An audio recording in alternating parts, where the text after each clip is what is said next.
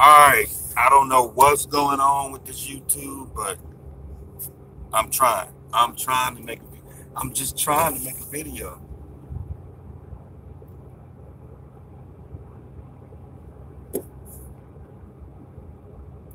But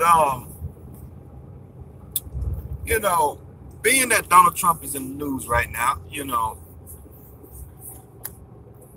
half of the federal government is shut down, and I thought I'd make a video about it. You know,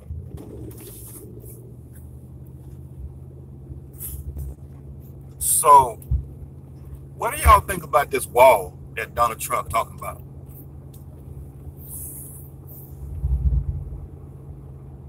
It's a few other things I wanted to talk about, but um,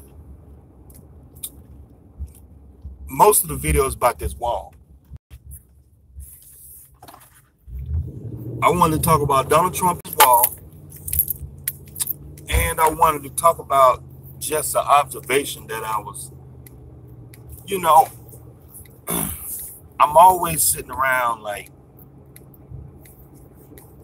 thinking, like I'm always thinking of ideas, business ideas and stuff like that. So, like I noticed, probably a lot of you guys have noticed, just about in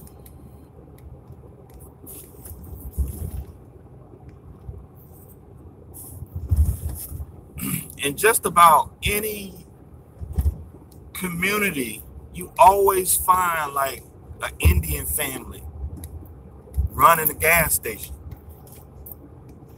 or it'll be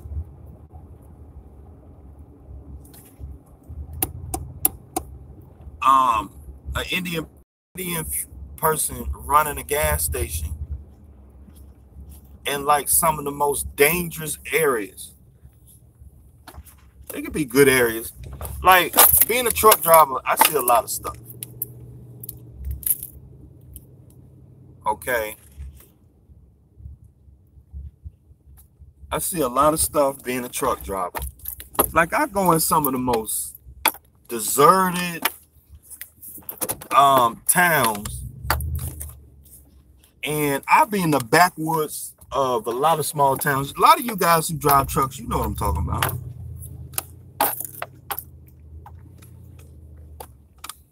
Y'all know what I'm talking about.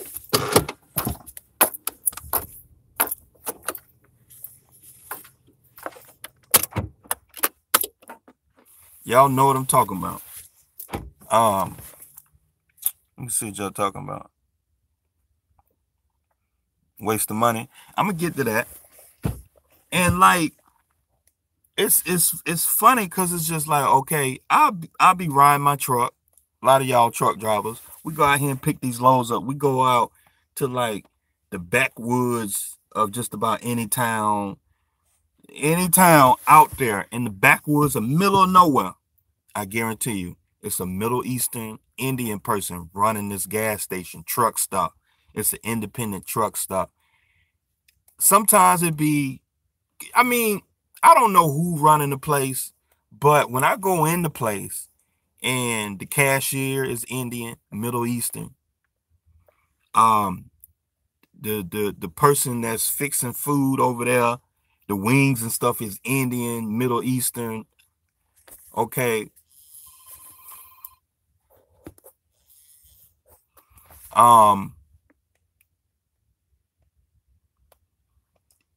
Something's going on here. Like, if you go around Atlanta, if you ride around Atlanta, I would say 9 times out of 10, you're going to find an independent gas station. Now, I'm not talking about the big chains, the corporate-owned big chains. The racetracks, the quick trips. I'm trying to think of some of the corporate-owned gas stations. But the independent ones, the BPs, the Shells, the Chevrons, the Texacos, why is it that it'll always be Indian people running these places? 2, Trump. You know, I know Trump want his wall, but you know, all the stuff that Trump said is a bunch of BS. I don't know. All that stuff that Trump said, it's a bunch of BS. It's like I'm sitting up here thinking, like, okay, just, because like he's playing on people's emotions. All right, he's playing on people's emotions, and like he's sitting up here. You he declared um the United States in a state of emergency. Okay. And he want that wall bad. He said it's gonna cost about 5.6 billion. I don't think it's gonna cost 5.6 billion. I think it's gonna cost more like 30 billion. That's what I think. You know, if you go across the country and find any government contract out there when it comes to highways or bridges and all that, they always go over budget at least 2 to 3 times. There's always something, some BS.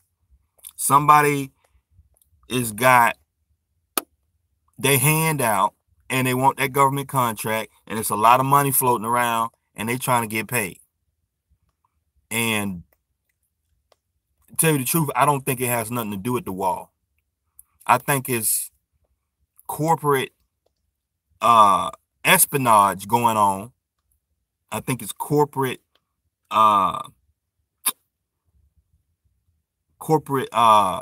fascism going on. I think it's corporate y'all know what I'm saying. That's what I think going on. Donald Trump, I think that wall is, there's something on the back end where he want to get that wall done for the sake of, he's using international security to get that wall so he can do something else. It's some kind of marketing scheme that he's doing. I don't know what it is, but I don't think it has nothing to do with that wall. That's what I think.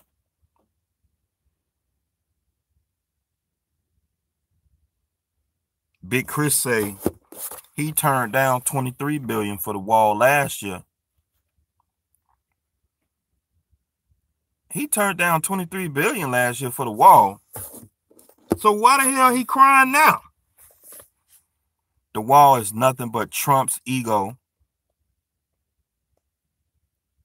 Yeah, I thought about that too. I think the wall, I think he got caught up in the wall, just like with any man. Okay. You know, just with any man, if you challenge most men that's got some balls, most men ain't gonna back down. And you know, like if you walk into a man's face, it could be some of the most, the fight could be about something real stupid, but if you challenge a man, he ain't gonna back down, just because as a man, men, we're not gonna like back down. Like, we just ain't gonna do it, you know? So like Trump is just one of those guys where I think he got caught up in the excitement, and he can't just let this wall business go. And I don't know what he got against Mexican people, because it's just like Mexicans are just one demographic of people that's trying to come to America and find prosperity. I don't get it. I don't understand. You know, I mean, I get it, but it's just like, okay, what about the Canadians? You ain't building a wall running across Washington all the way to damn Wisconsin, all the way to Maine. You're not building a wall from Maine to Washington. You know what I mean? That's a 4,000-mile wall right there. I mean, he ain't trying to keep out the Canadians. What about the Asian people? They immigrants too. What about African people? What about Germans? You know, what about Australian people? Okay. What about Russian people? I mean, people try to come in this country all the time. I was picking up a load a couple months back. I was picking up a load at this place. It was this black guy, and he was loading my truck, and I got into a conversation with the guy, and he just moved here from I think he said England. He had a deep accent, and you know, he was loading my truck, and I just happened to spark a conversation with the guy, and I was like, "Hey man, where you from?" I was like, "Yeah, I'm from England." I was like, "England?" I was like, "Well, welcome," you know, and we just started having a conversation, and find out he just moved here, like 2-3 weeks prior to me, you know, coming to that place picking up that load. And he was like, he'd like it, you know. He said there's a lot of employment here, there's a lot of opportunities and stuff like that. So, you know, cost of living is cheaper and stuff like that. So, you know, he's trying to make it. And I'm like, okay, what is it about these Mexican people that Trump have against these doggone Mexican people? I don't know what it is. And like, you would get some right-wing extremists, some KKK person talking about, oh, these Mexicans taking all our jobs. Oh, these Mexicans, right? But I'm like, I don't see no Mexicans taking all your truck driving jobs. I don't see no Mexicans. I don't see a lot of people trying to go and wash floors and lay brick and put roofs up, right? I don't see a lot of Mexicans trying to do that. But I can tell you down here in Atlanta, Georgia, it's a lot of Mexicans. It's a strong Mexican community. I don't want to say Mexicans. I'm sorry, because I know I might have some Latino people watching me. I'm not trying to offend you. If you are a Latino descent, I'm not trying to offend you, but you just got to excuse my ignorance. I don't want to classify you wrong, but let me say Latino. There's a big Latino community here in Atlanta. You know, you got up there in Duluth, Georgia. You got down here in Riverdale. You got over there on the west side, Cascade, on the west side of Atlanta. I mean, there are Mexicans everywhere. I mean, I'm sorry, not Mexicans, but Latinos. They're everywhere. And it's very interesting how, like, why is this man picking on these people when they're not taking your jobs, man? They trying to come over here and make their money and make it just like everybody else. You know? In my opinion, this is my opinion. They should just, a whole bunch of companies, if companies had any sense, they would set up offices right there at the borders, and the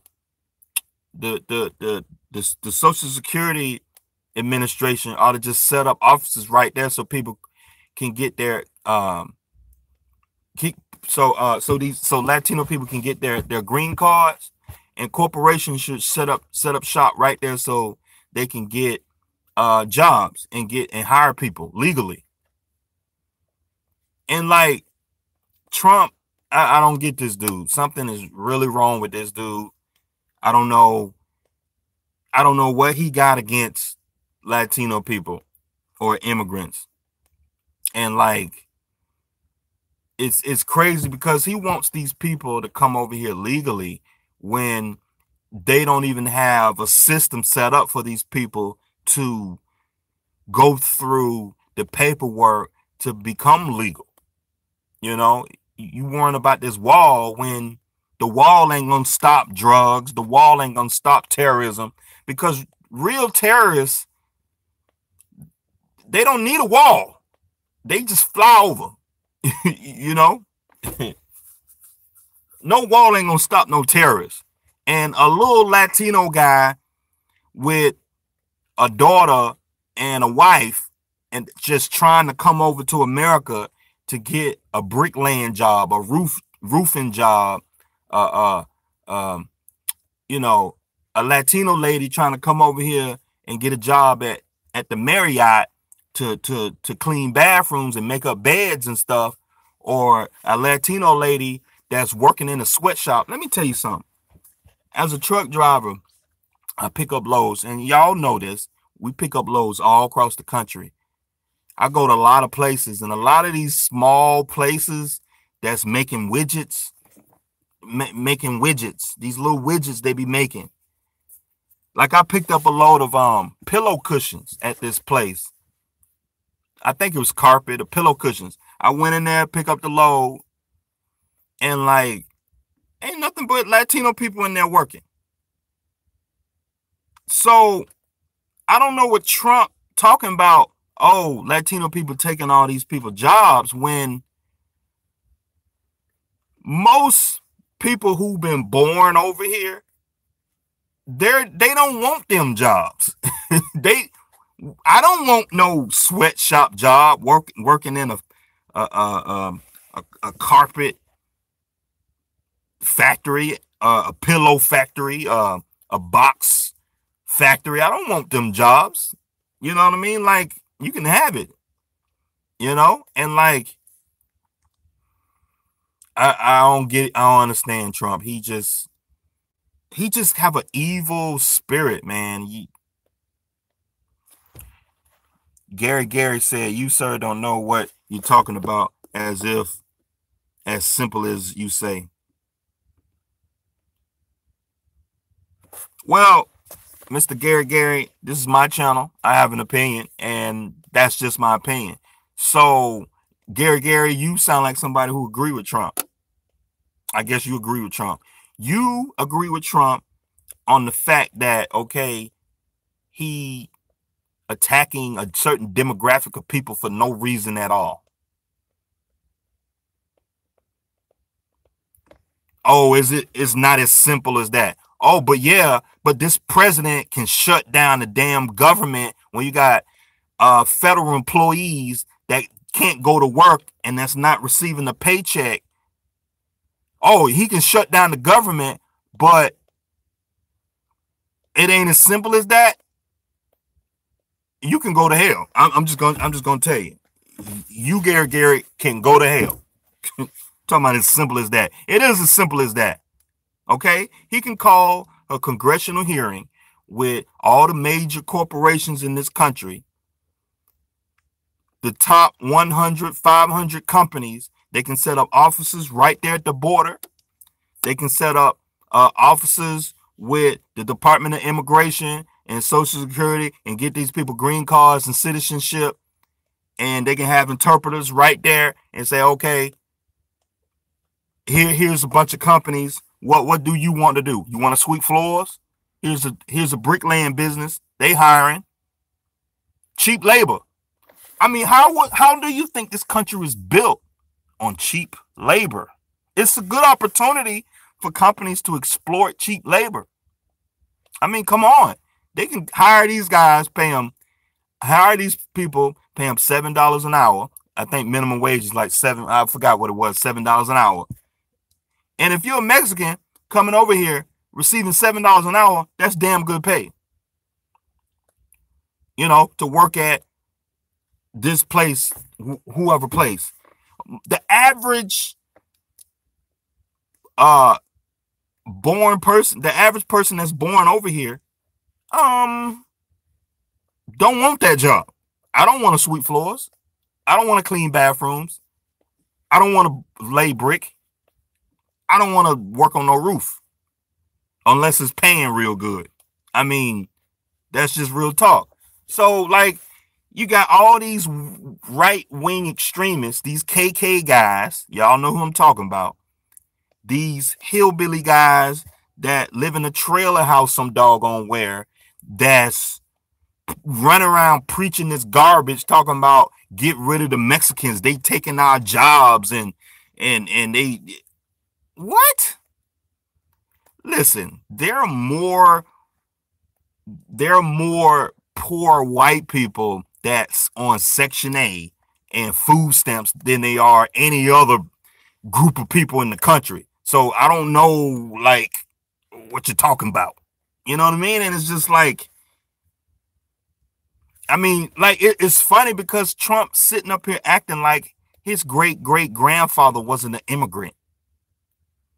Trump wouldn't be Trump if his great great grandfather didn't come over here as a damn immigrant.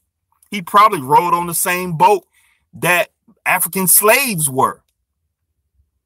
I mean, it's just amazing how folks ignorance, and like, I mean, to tell you the truth, I could just say, just keep it real. The dude he's just straight up racist, man. He's just a racist. He's just trying to attack a group of people for no damn reason at all. He sounds like Bush almost. Remember Bush was attacking Middle Eastern Indian people back in 2005, 2006. That's why, the Middle Eastern Indian folk, they have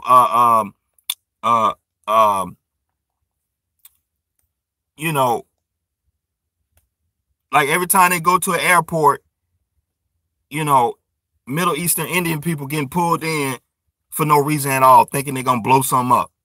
It don't make no sense. Gary said not even a U.S. citizen. Man, you retarded, man. Like, you don't even understand what I'm talking about. I'm not talking about the technicalities of being a U.S. citizen. Who gives a shit? If you really want to really use this thing the way that where it need to, like, doesn't the Constitution have some vocabulary in it about people having a God-given right to fucking pursue prosperity and happiness and shit like that? So why is it like, why paperwork? Why the hell does paperwork have to get in the way? It's like, it's BS, and it's BS.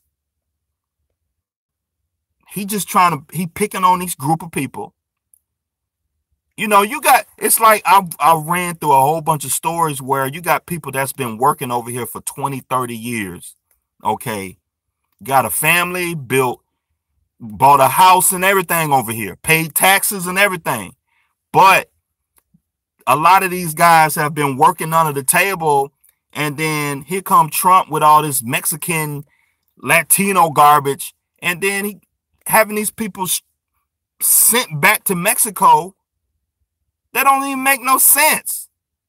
But let that been a white family. Let that been a Canadian family, a French Canadian family, a German European family. They would make some exception, get the paperwork done, so this person can stay over here like they've been doing and continue their life.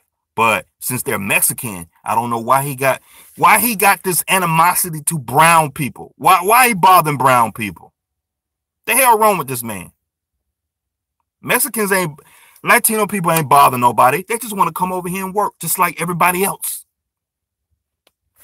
And like, you got guys talking about, oh, they illegal.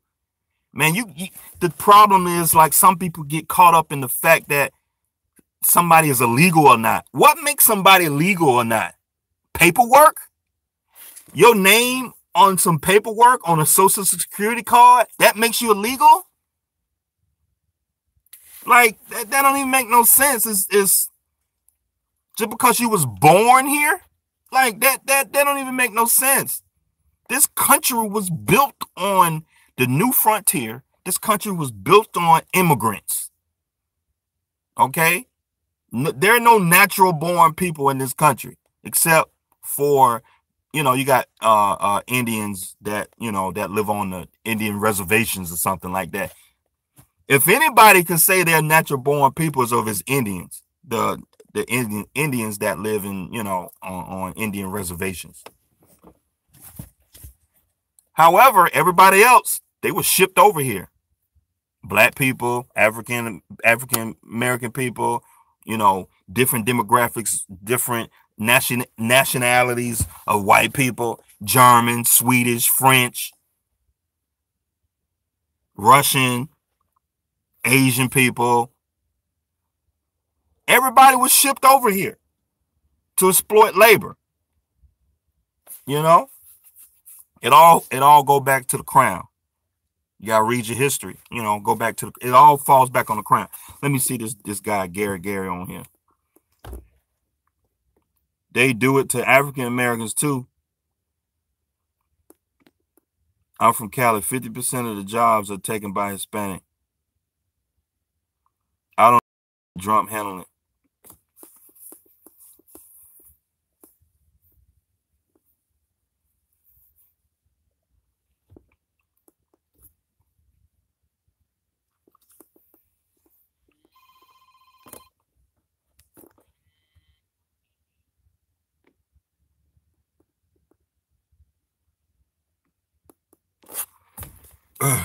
Bobby B, the end game is to hook up. The end game is to hook up his buddies in construction contract for the wall.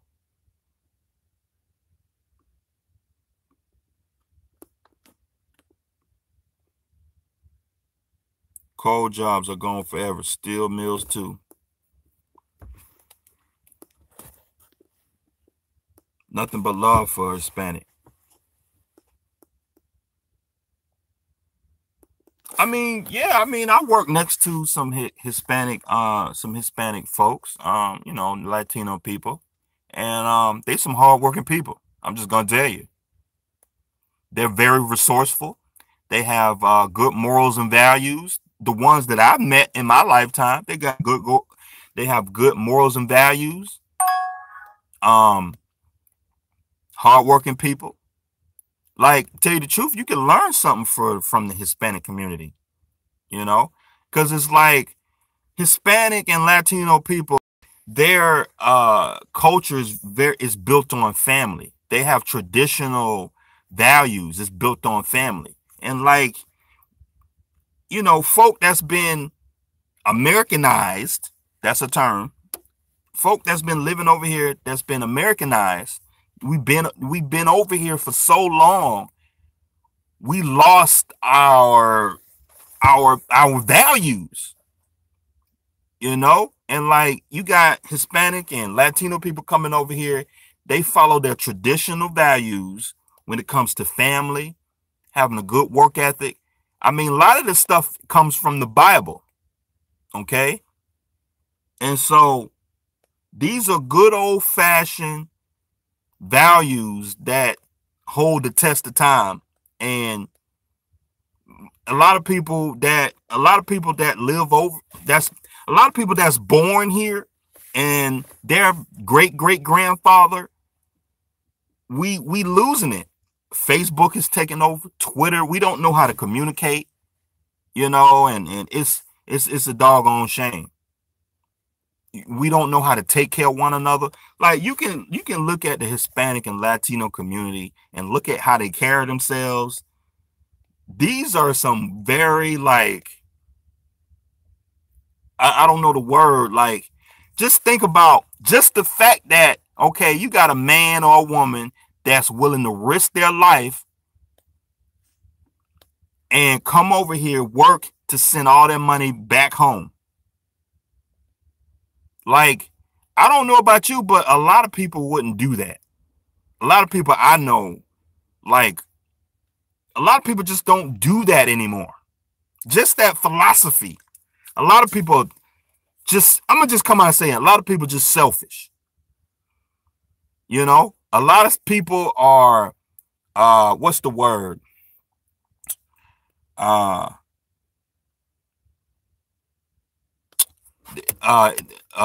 the word? It's a lot of people just selfish. Everybody is about themselves, worrying about themselves. Trump is one of them,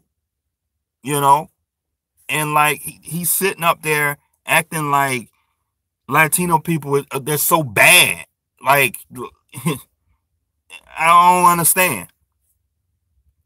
He you know, he's sitting up there talking about, oh, he gonna put the wall up. It's gonna stop drugs. Putting the wall up ain't gonna stop no drugs, man. That ain't gonna stop drugs. Don't make no sense. The government has people don't understand the government has got agreements with major drug cartels around the world to do business. Just like the government have agreements with different countries around the world, the United States government has agreements with different drug cartels around the world. It's the same thing. We ain't talking about a little. I'm not talking about no little Latino guy trying to climb the wall with a backpack full of cocaine. That ain't what we're talking about. We talking about this stuff comes on boats and in shipping containers. You know, billions of dollars in drugs come across the water. That ain't how drugs get in this country. That ain't how illegal guns get in this country. That ain't how drugs get in this country. A couple Mexicans climbing the wall. Get out of here. It's a waste of money, man. Let's just keep it like that. It's a waste of money. Let's see. Rochelle say, Bobby B, I said that too, but this is the fight for him and his buddies' financial benefit.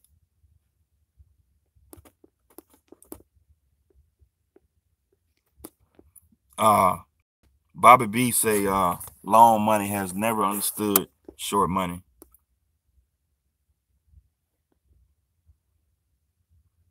Bobby Wright, the Haitian going through the same thing. Yeah, that's what I said, man. Like I said, like why ain't picking on these Latino people for? Leave them people alone. I mean, he ain't doing nothing to help them.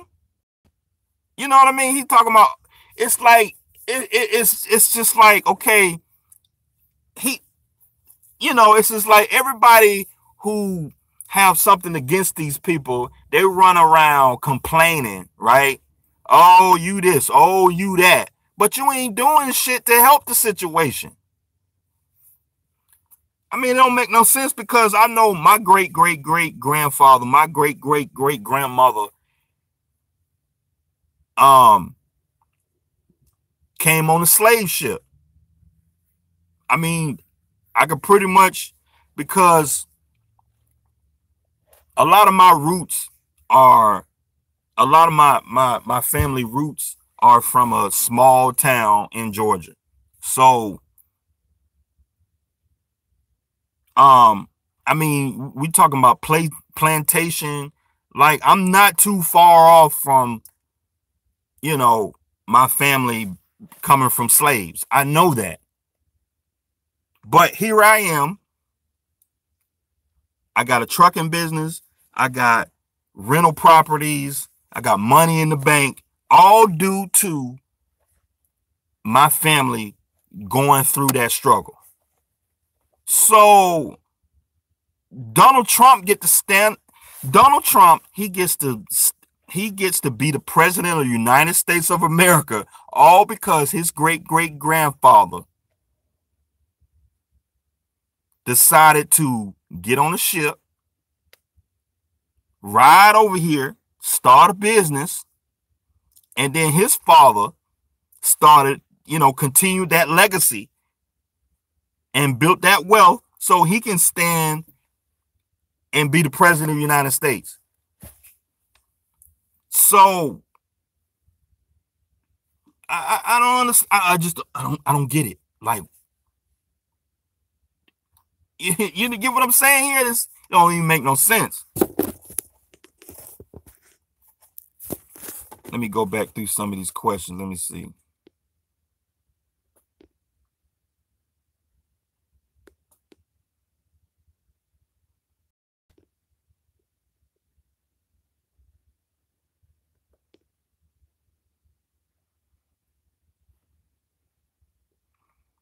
Mario Neal say, Mario Neal say you want all 100 million Mexicans to come here. I don't want to say that, but I don't think putting up the wall gonna stop anybody. You know what I mean? Like, I don't think a wall gonna stop anybody. And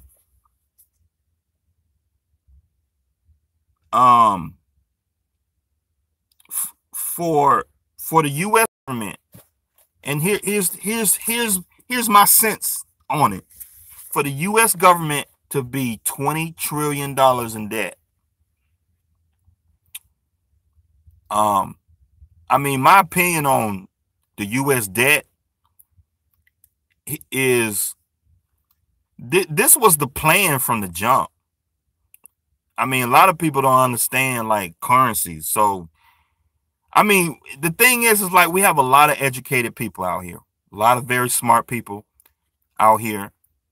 And like a lot of people forget what they learned. Like, don't you remember in high school when you was taking history class, when you was in college and you was taking history and you was taking all these classes, you know, economics. I took economics in school. We took history in school. And like a lot of people forget the stuff that they learned. So in economics, in history, you got to go back at least, I say, a good 200 years to get the scope of what I'm talking about. Most of y'all understand what I'm talking about. When we talk about the debt, when we talk about debt is just a number on a piece of paper. And if you understand how notes, like what a note is and what the actual dollar bill represents, you wouldn't care how much debt you have. I mean, it's like, now I'm not saying go out there and just run up a whole bunch of debt. But however, the government, this was a planned, like when Nixon took the dollar off the gold standard, they knew what they was doing. That it was a plan from the jump. So if you go back through history and you find where in history, every government, every country or currency that went through history, it's doing the same thing that they're doing right now. So it gives the government the ability to just print money. So that's their solution to our economic problem.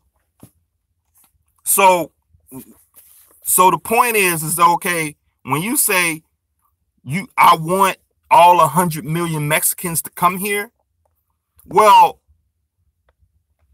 when United States has 20-something trillion dollars in debt, there's not enough people that's working and paying taxes. There's not enough middle-class people working to pay taxes to work this debt off.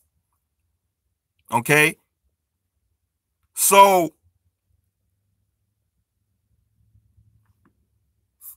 for Trump to even be, it's not the idea that I want all these people to come over here, but to me it's just common sense. If you got $20 trillion in debt and there's only so many people working and they're only receiving so much tax revenue, that tells me that you need some more people to work so they can pay these taxes, so we can work off some of this debt. But that tells me they don't want to pay it off, because if they wanted to, they would have found a way to pay it off. Okay? And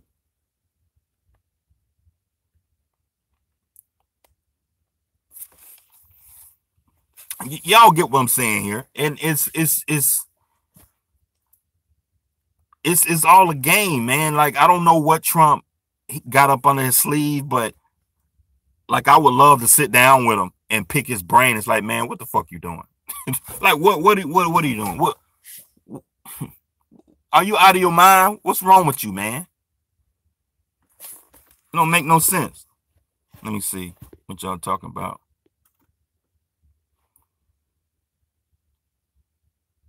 Where's the new laws that go after people who hire?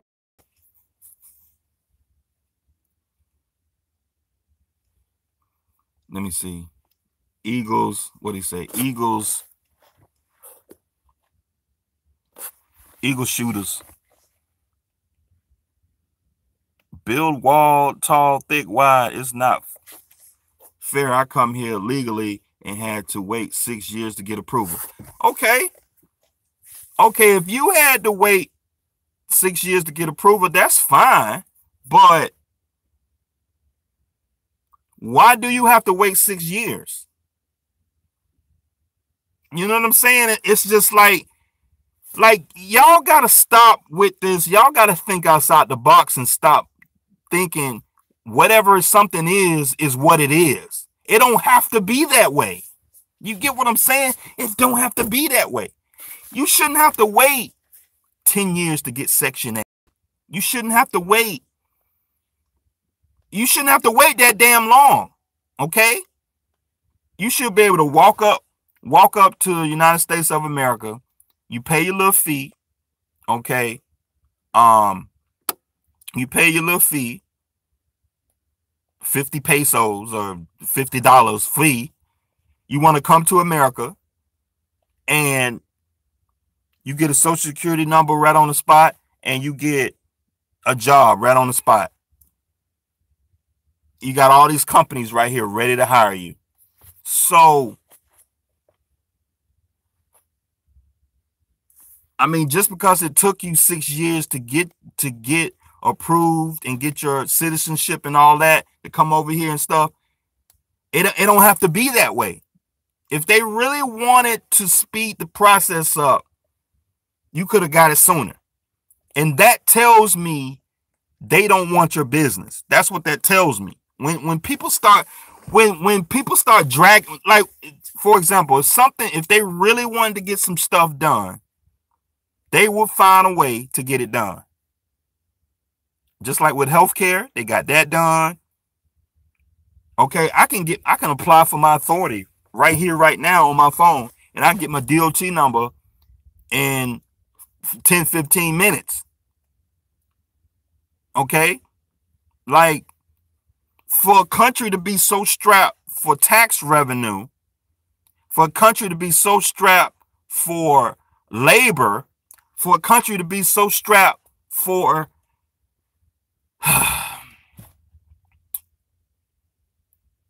I mean, it don't make no sense to me. You know, everybody talking about, oh, they're legal. Well, they're legal because the system is effed up.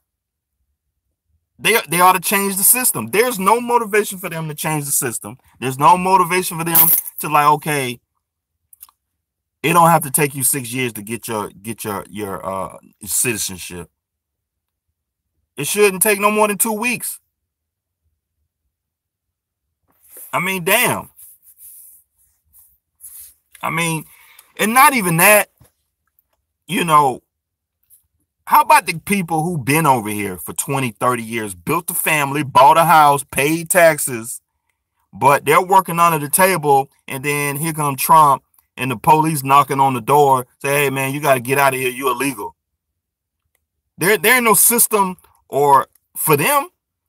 You got this old Latino gentleman. He's 55 years old, raised a family over here, all of that. There's no system. There's no system for him. There's no exception for him. Okay. Say you Latino and you get caught climbing the wall, climbing the gate. Because I don't know if y'all understand. There is a gate there. There is a gate. But Trump is calling for a wall that's bigger and taller and tougher than what's already there. But what's there now you know, those guys, they still able to climb the doggone thing, you know. So it's just interesting how I don't understand why we picking on these people when, okay, this country was built on immigrants. I mean, my family is an immigrant. Your family is an immigrant. Just about everybody that's watching my video is an immigrant. This country was built on slavery, free labor, the technology around. I mean, you know, everything that you see in front of you was exploited through free labor, capitalism, or free labor. So I don't understand what Trump and his BS. Like, he's sitting up here lying to people. You know, it don't make no sense. And you got people with this, it's crazy because people running around with this ideology, with this false pretense, thinking that people are a certain group of people are evil and stuff. Like where it's like, I don't understand where black people get this stigma on. Why do black people have this stigma that, you know, black people dark skin is bad? Where that come from? Well, if you're white, that means you're a better person. No, white people kill, steal, lie just like everybody else. They're people. They're breathing people. Black people do bad stuff. White people do bad stuff. Asian people do bad stuff. Latino people do bad stuff. Russian people do bad stuff. Hawaiian people do bad stuff. I mean, it's just like, and so, like, the crap that Trump's doing, he's putting this stigma. We got a society of people just growing this stigma on Latino people. It don't make no doggone sense. I grew up in Florida, and I mean, I lived and played and grew up around Latino people. And these are some of the most hard-working people I would know. They don't bother you. They go to work, come home. They might have a little drink, have a little party, and that's it. They don't go around killing and robbing the way that Trump talking about. That's not the Latino people that I know. These are hard, good, trustworthy people. One of my best friends that I grew up with, he was a Latino person. All the way through high school, we went to college together. He was a good dude.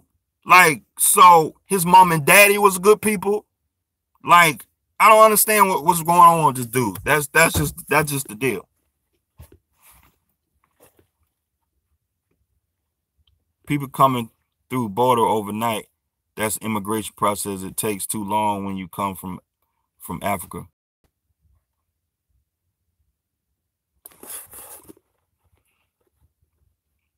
I agree. They should make it lenient, but only if legal stamped on it. That's what I'm saying. It's just paperwork. Just because they stamp it illegal, don't make it legal illegal. It's just there. It's just like, okay, we ain't gonna never. It's just, the thing is that we ain't gonna never get change until we fight for change. And like, it's just sad that Latino people are a minority and not able to fight for change. So, you know, only reason why I get to sit here and sit in front of my rental property is just because Martin Luther King and all the true fighters and the pioneers before me in the black community fought for equal rights for black people. And the thing is, it's not even about black people. It kind of, it's just like in the Constitution. It's like everybody's have equal rights to prosperity and you know what I mean, and fair trial, all that stuff, man. Like, why is he bothering these people, man? And like, the thing is, like, in the Bible, we got God-given rights for everybody. And like, He treating these people like he's not even giving these people a chance to even show you how good they are. You know what I mean? It doesn't make no sense. Why he bothering these people for? Talking about they're legal. You know, talking about, well, they're legal. It's like, well, you got this system set up for it's set up for them to fail. It's just like in the black community. It's just like, for example, in the black community, you got some little black boy. He grew up in the hood, you know, selling drugs, shooting, killing around him his whole life. You know, the 50 Cents, the Jay-Z's of America, of the world, they're able to make it out of that. They had everything against them, and they still made it out. Right? But according to the rules, they're not supposed to make it. They're not supposed to make it. Tell you the truth. 404 truckers not supposed to make it. I came out from it like that. I grew up on the street where was crackheads and crack houses shooting and carrying on. I grew up in the neighborhood like that. I'm not supposed to be here. According to statistics, statistically, I'm not supposed to be sitting here making this video right now. I'm supposed to be locked up on drugs. I'm supposed to be I'm not supposed to be educated and doing stuff that makes sense, buying rental properties, running the trucking business. I'm not supposed to be doing that stuff, according to statistics. You know? So it's like, with all the black men that's in jail and all the black men that can't hold a job, all the black men out here, all the black families out here that's struggling, the single parent households out here that's struggling, if you look at all that statistical data, I'm not supposed to be here. So like, I'm using that to make a point in terms of Latino people. So like, we got to make change, man. So just because, oh, well, that's the law, well, change the law. That's where you vote. You go vote. You change the law. It's like y'all need to get y'all head out y'all ass with this bullshit talking about, well, it's the law and like it's illegal. I mean, where you think the law came from? The people. We the people, we vote, and it's a democracy. Y'all know what I'm talking about, man. Like, you vote and you go down there and you vote, and that's how laws get changed. It's the same thing when it comes to jury duty and everything else. You go to jury duty because our forefathers knew that, okay, the pioneers of this country knew that, okay, we have to get off the goddamn crown. This isn't a dictatorship. This isn't no doggone monarch. That's why we got checks and balances. That's why we have the government system that we got. So, and it's just like, a lot of y'all know this. A lot of y'all some smart people. You went through high school. You went to college. You know this. These are the fundamental things we have in place to get off the crown. We don't function like a dictatorship. We don't function, and that's how Trump is acting. He's a supremacist monarch, dictatorship, my way or the highway type of attitude. That's what he's doing. But we have this government system. We have 3 branches of government to keep checks and balances in place in case we get an asshole like this in office. So,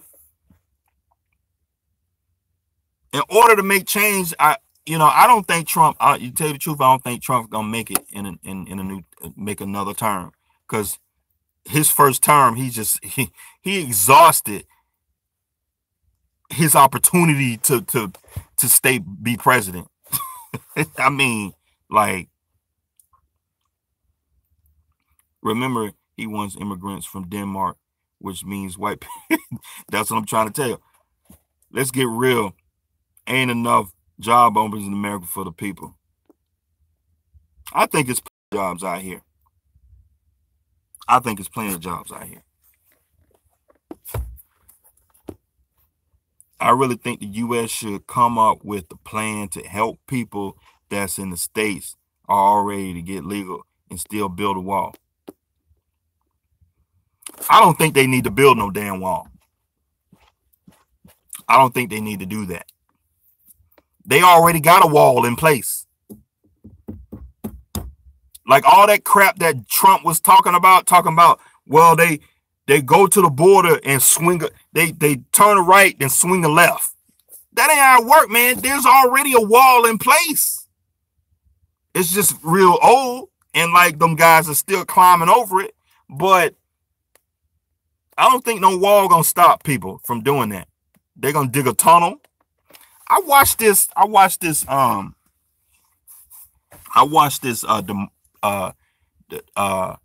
documentary on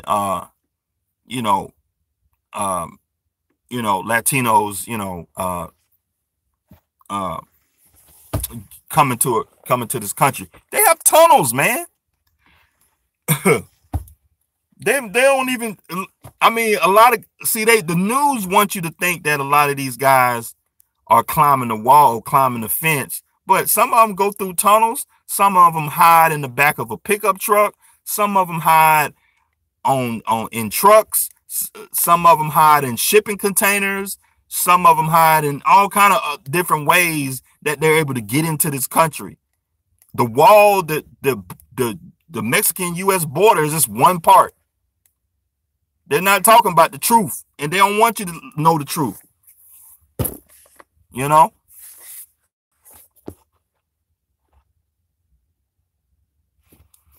America would turn into a third world country. No one is picking on. It's just not fair for other people coming from different countries like Africa, Southern America.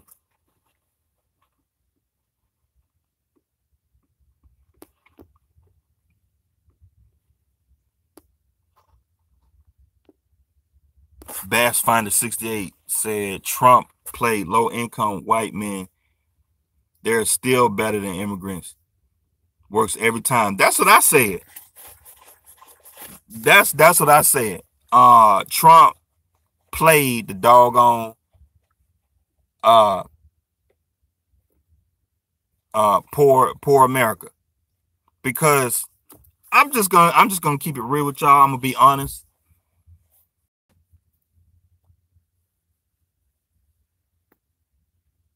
You and I both know that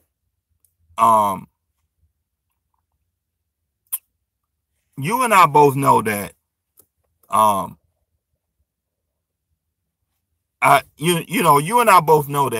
Trump stole the election. That's how he stole the doggone election.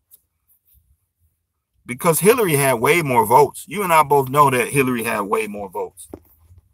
You know?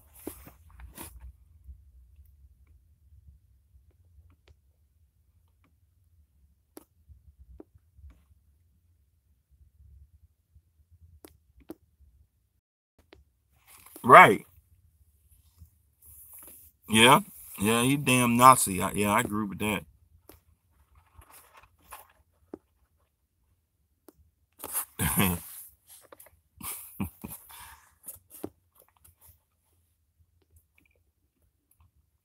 I was reading this thing that Bassfinder say, remember Mexico was going to pay for the wall. Yeah, I remember when I read this article talking about when Trump said that statement, and it was a bold-faced lie, because Mexico,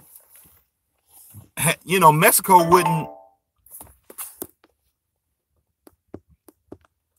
wouldn't agree to some stupid junk like that. They would not agree to no BS like that.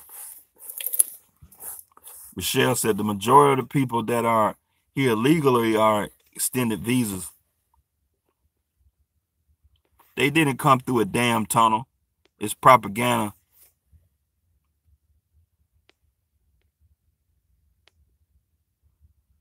Yeah, that's what I said. Why is there no proposal for Canadian border? That's what I said. You know, if we want to start wasting money, hey, put up borders every doggone well. He picking on them Latino people for some strange reason. He picking on them people.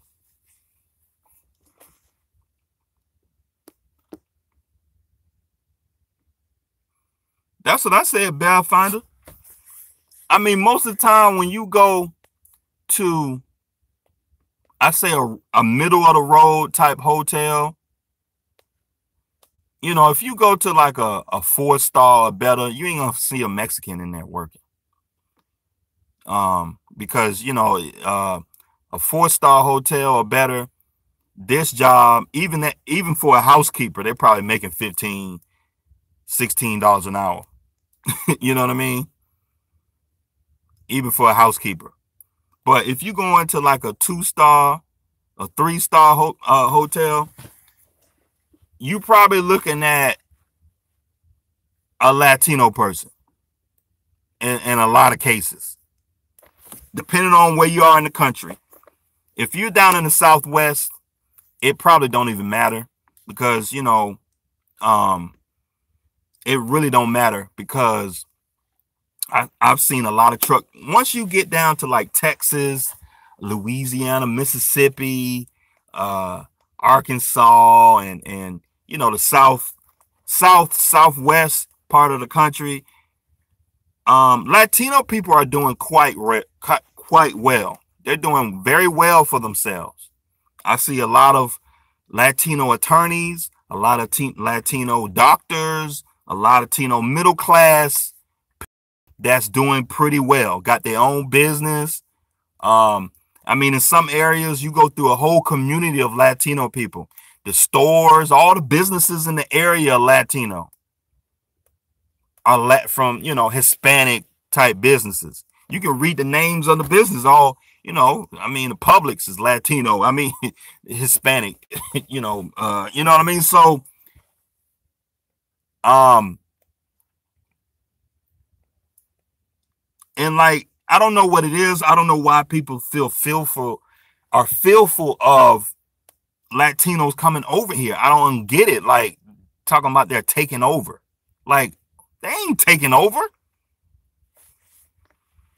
I mean, black people has been over here for like, black people have been in this country for 400 or 500 years, and we ain't taking over. Black folks only represent maybe 12% of the population. So, and we in second place to white people. So white people are in like, what, 60, 70% of the population. So we got a long way to go.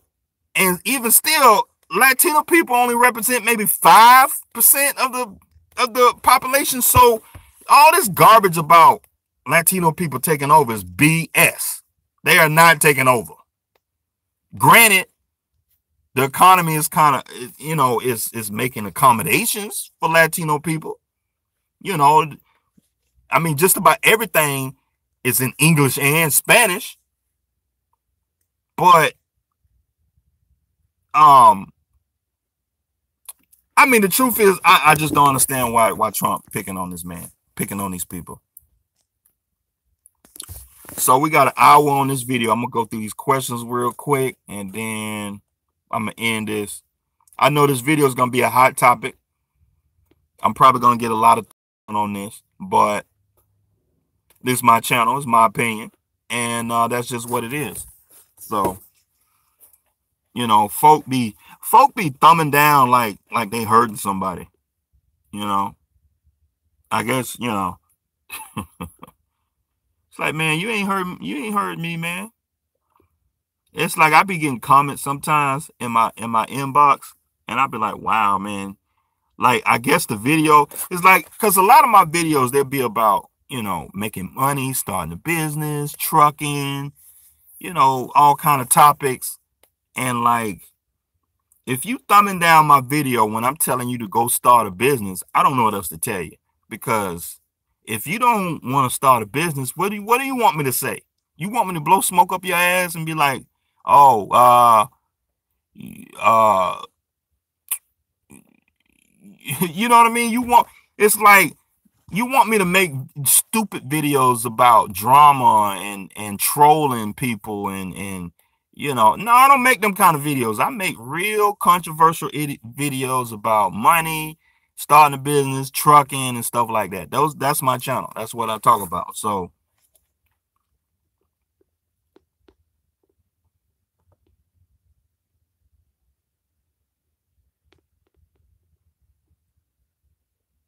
right, Pathfinder. Yeah, that's right.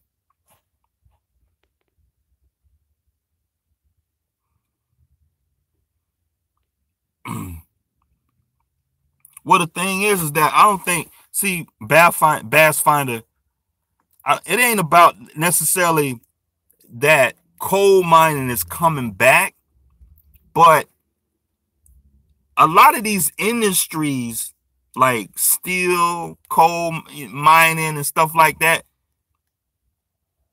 the difference is the technology in which these businesses operate going to change, and a lot of people are not prepared for the change, you know. So technology is changing, technology is evolving, and like a lot of people get comfortable, and that's why I tell y'all to start a business. Because the thing is, when you start a business and you working in your business, it puts you in the mindset to stay current and keep evolving. But if you in a situation where, for example, you got a cushy job, or you comfortable, you never gonna be thinking about the future. You're never gonna be thinking about staying current. You know what I mean? And like something may happen so abrupt and like it'll hurt you because you had your head, you had your head stuck up your ass, basically. And like, you know, you gotta be woke all the time. You can't be sleeping. Because if you get caught sleeping, you're gonna get hurt. And that's why I tell guys to start a business. It ain't necessarily about the money. When I tell y'all to start a business, I tell y'all to start a business because it's a philosophy. It's a spiritual movement that you need to go through to stay current and be woke on what's going on around you. So when you got a business and you running a business, I mean, you can have a little side hustle. It don't matter. It's just that you want to have your eyes open and be woke to what's going on around you. So, and when you have a business, you're going to be woke. You're going to be looking at different ways to make money. You're going to be looking at different ways to budget. You're going to be looking at finances, the stock market. You're going to be looking at, see, when you start a business, your conscience is more tied. You're more aware of what's going on around you. So, but if you just got a cushy job, things pop up and it'll catch you. It'll blindside you. It'll just a gut punch. And like, oh, I didn't see that coming. But see, when you run in a business, that thinking is you own, you woke in a lot of cases. You know, if you run it, if you're a small business owner, you're reading books, you brushing up on your skills. Okay, you reading a little book. You know, Dave Ramsey talks about most millionaires read one book a month, at least one book a month. And that's Dave Ramsey coming from 30 years of experience. So I can agree with that, because if you got a cushy job making $50K a year and you have no aspirations of getting to the next level and you're comfortable, you ain't gonna be reading no book. You ain't gonna be learning about taxes. You ain't gonna be learning about finances. You ain't gonna be, you're not gonna be keeping the budget. So that's why I tell guys to start a business, you know. So you don't even have to tell the truth, you really don't even have to be successful at starting a business. Just the idea, you thinking about it and trying to explore opportunities, you never know where that's going to lead you. You know, so I'm sorry, y'all kind of changed the topic, but, you know, I'm just kind of like, you know, it kind of irks me sometimes, you know, when I get these comments from guys and like they pussies stop bleeding over stupid stuff, you know, talking about debt and all that. And it's like, you got to have an open mind and hear what I'm telling you, you know? So you worrying about all this other stuff, you know? And like, I mean, tell you the truth, if I wasn't making these YouTube channels, or if I wasn't making these videos, I would probably be at a job, working 40 hours a week, you know, making your regular pay, and wouldn't even be thinking about the economy, politics. My goals, my goals, you know, like my goals in life, I wouldn't be thinking that kind of stuff. You know, my spirit would be dead because we spend so much time working at companies that we don't like. We spend so much time working at jobs, doing dumbass tasks for other people that we don't like, that we don't want to do for the sake of a goddamn paycheck. And like, when you start your own business, when you doing something for yourself, and like, it just feels so good. I know for me, it feels so good when you do something for the benefit, for your own benefit, and you step back and you be like, damn, I did that. It feels so good. So, that's why I tell y'all, that's why I talk about the stuff I talk about. But a lot of, you know, we get caught up in the BS. Rochelle says, exactly, haven't heard Donald say anything about Canada. Yeah, that's what I said. And it's like, Trump acting like, okay, if he put up this wall, these people won't find a different way to get in. You know?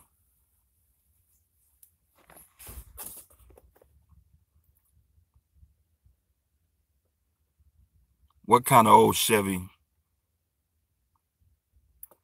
Okay. Half of this country was part of Mexico anyway. White folks are scared because the planet is getting darker. The dinosaurs are dying out slowly. They're afraid of not remaining in control. I mean, what control are they losing, man? Like, okay, for example, let me open your eyes up, because what control are they losing? Like, I'm thinking like, okay, and there's only like 2 or 3 Latino people in that hold government seat. So I think we got one lady. She's a Latino lady, Hispanic lady. She sits on the Supreme Court. Who else? I mean, it's a few other people. And then we got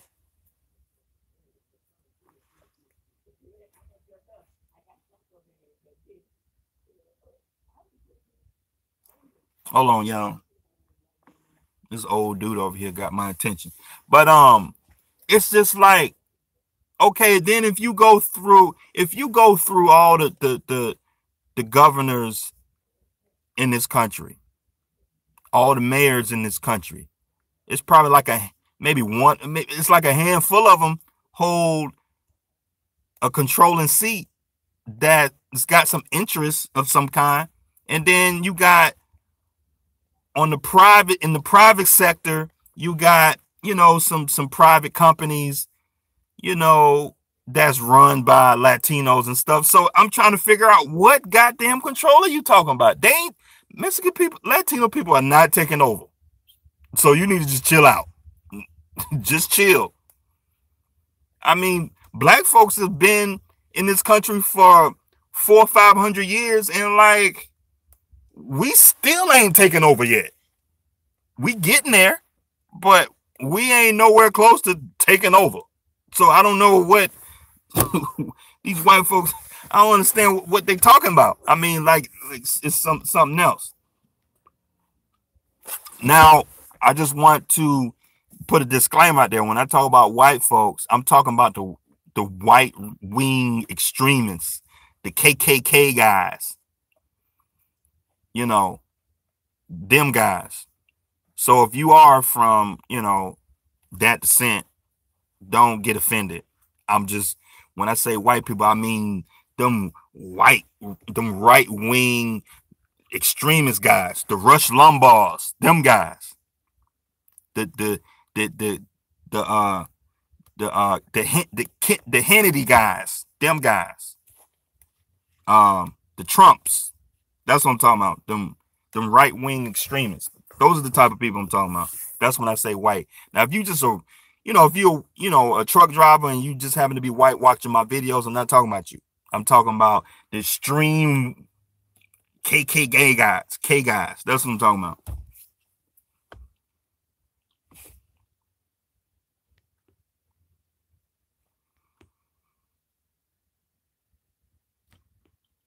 What's a learn about taxes? I don't know, DMC. Read. I mean, DMC, you just got to start by doing your own taxes. That's how I make the point when I'm in my videos in DMC, where I say I've been doing my own taxes since I was 18. I've been doing my own taxes since I was 18. That's just, and I'm not trying to brag or nothing like that. I'm just trying to make a point that, okay, when you do your own taxes, you got to get in touch, in tune with your finances. You got to know, okay, you got to know what a deduction is, what a credit is. You got to understand, like, which forms are what. You know, what is Schedule C? What is that? Okay, what's an exemption? I mean, you know, and like all the stuff there is on the IRS website. You know, some of it, the vocabulary is real like gibberish and government terminology, but you get a program like H&R Block, they dumb it down for you, and it's because a lot of it gets real wordy for no reason. You know, in the IRS tax code, it'll take like 10 pages to explain a deduction, and it don't have to be that complicated. You know, a deduction is just a deduction for your tax liability. It's as simple as that. But then the IRS tax code, it'll have like 5-10 pages explaining all the schedules and stuff. So it's a lot of reading on that front. But you can watch YouTube videos and start by doing your own taxes. Do your own taxes. That's just simple as that. You get a tax program like H&R Block, and it's easy. Like a caveman can do it. So comfy being on a hamster wheel, 9-to-5 job, and never having control over your time. Yeah, you know, that's what, you know. I mean, if you have your own business, I mean, you could be a worker bee too, but you know, it's just that philosophy, that ideology. You get what I'm saying? So, so that way, see, when I say stuff like that, I'm talking to people who like have these jobs, and then when they start laying off, they're surprised. But see, if you're going to start a business, being laid off could just be, it could be a shoulder shrug. It could be, oh, okay, appreciate it. And then you just move on. It won't be so detrimental where it's just like, oh my God, they're laying us off, we're getting fired, or you know, I'm not getting a check. It's like, oh, okay. You move on to the next thing, and it's just like you've been preparing for it the whole time. You got a little bit of money in the bank. You in control of your finances. You're good. You got a network of people that you can fall back on. You just make a couple phone calls and get another job, just like that. You know what I'm saying? So That's the point I'm talking about. So, when I'm talking about starting a business. Right. Yeah, Big Chris. That's a big one. That's a big one for me. Big Chris. I used to hate asking someone permission to make more money than normal days off. Oh, we have too many drivers off those. Yeah, man. That's a big one for me. Big Chris, control over the financial system. Congress places the RESL power is concentrated. Oh, places the real power in. Yeah, Big Chris, that's a big one for me. Like, I'm tired.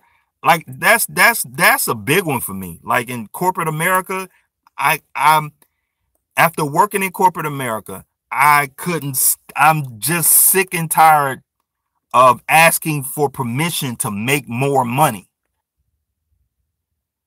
You get what I'm saying? Like, I'm tired of that. Like, here I am, a black man. I'm a hardworking black man. And like, I'm willing to do the work, but then you're gonna tell me, nah, we can't give you that raise because we feel like you don't deserve it. And I'm just like, who are you to tell me that I can't make 100K a year, or 250, 300, a million? Who are you to tell me that I can't? And that's one of the big pet peeves that I have about corporate America. You gotta ask another man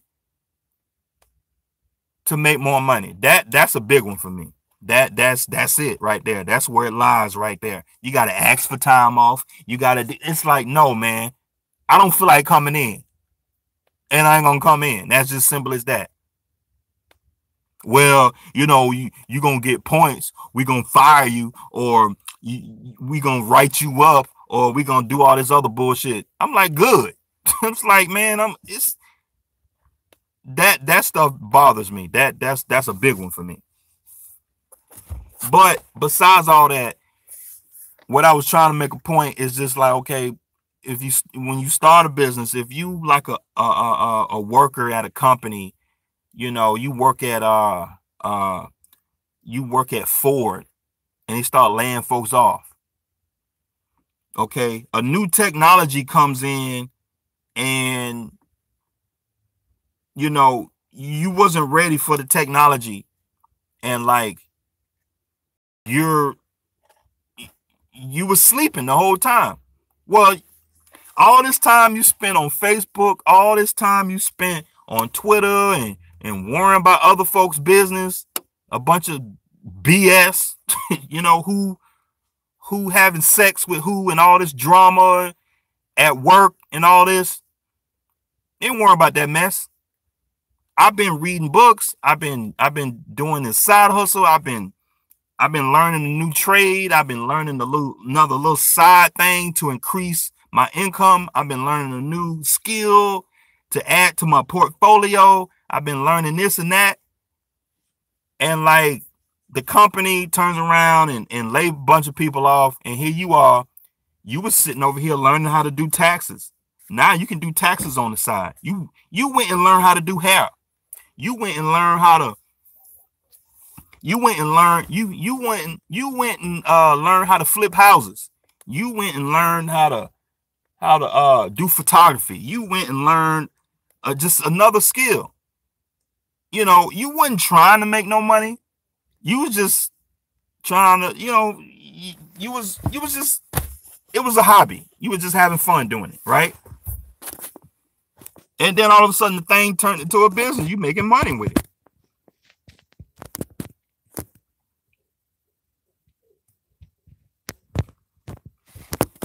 Let me see. They see brown people gaining ground financially, not just Latinians, blacks. Brown folks are here to stay.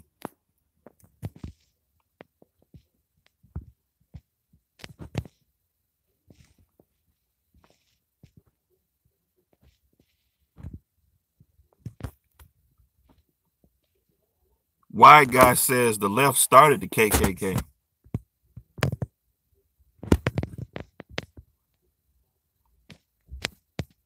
DMC says, what if I don't know? DMC says, I don't want to make a mistake. Well, I don't know what else to tell you, because what I know about you, DMC, you want to start a trucking business and stuff like that. You got to trust your abilities. You got to trust yourself to do it. Like, you get up every day and go to this job and do all this stuff for this job, but then you don't even trust yourself to go out here and perform and provide for yourself. You got to dumb it down to like plain English for it to click. You know what I mean? It's like, damn. You know what I mean? Like, yeah, you know what I'm saying? So I had to come to terms with myself, because I was thinking that same way. The fact that I have to go out here and take a risk on my own two hands, my own knowledge that I have, to go out here and provide for myself and be self-employed, that's nerve-wracking. Like, I don't have a steady paycheck. So my pay and my income is all based on me going out here and just killing it, So, like, the point I'm trying to make when we're talking about, because you having a problem with doing your own taxes, I'm just gonna tell you, man, you won't mess up. You won't fuck up. You won't mess up, because it's too damn easy for you to not mess up. You won't. And even if you did mess up, there are things in place where if you messed up, it won't hurt you that bad. If you can read plain English and do regular math, you ain't gonna mess up. Do your own taxes, man. Don't be taking your taxes to this person over here charging you $300-$400 to do your taxes. Doing your own taxes is too damn easy for that. And it's not the idea of doing your own taxes. You got to get in tune with your numbers. You got to get in tune with your financials, so you would know what's going on. And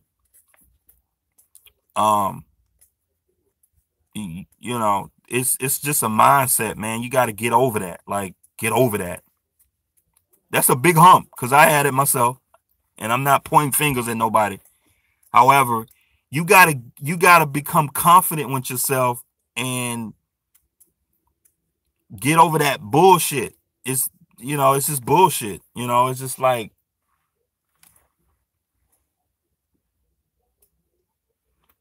you got to get over yourself. Like, because I hear what you're saying, and like I've been there, and it's just like, oh man, what I'm gonna do, But then it's like, you got to be confident in yourself to do it.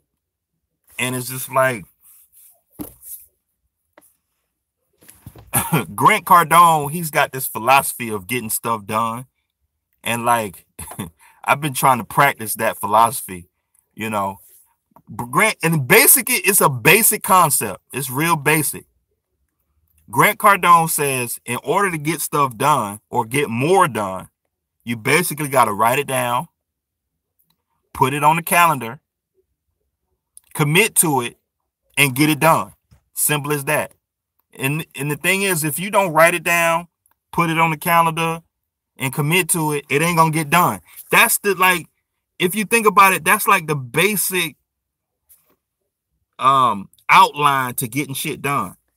So like, if you want to do your own taxes, write it down, put it on the calendar, commit to it.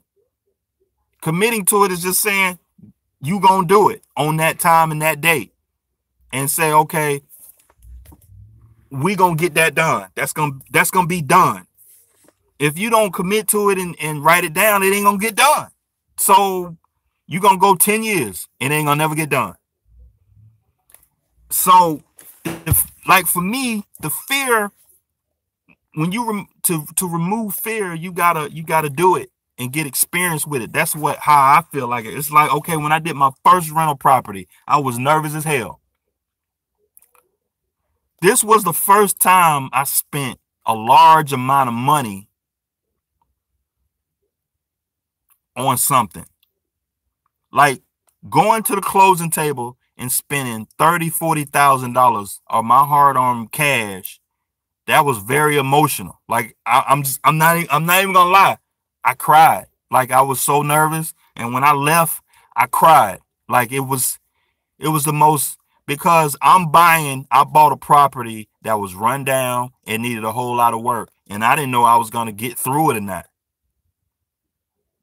Okay. So I'm using that example to kind of help DMC here. If he want to do his own taxes and he's afraid and he's scared, well, you got to commit to it, because here's the deal. What's the alternative? What's the alternative? You don't do it. You continue to pay somebody else to do your taxes, and you never become aware and self-reliant and independent on your finances. You know what I mean? Like, so what's the alternative? You stay where you at. You never gonna grow. You never increase your knowledge base. So you comfortable with where you are. Don't do your taxes. Just think about it. If you don't do your taxes, or you don't pursue a new skill, a new knowledge base on getting to the next level, you're just gonna be where you at. You're just gonna stay where you at. What's the alternative? The alternative is, okay, you do it. You learn a new skill. You learn a new task. And now your knowledge increases to get to the next level. You get what I'm saying here? So when I did my first rental property, I went through that whole process. I rehabbed the property, got it done. It took me a long time to get it done, but I got it done. And now that I look at it, I'm like, okay, that experience has helped me become wiser on that idea to get to the next level. You know?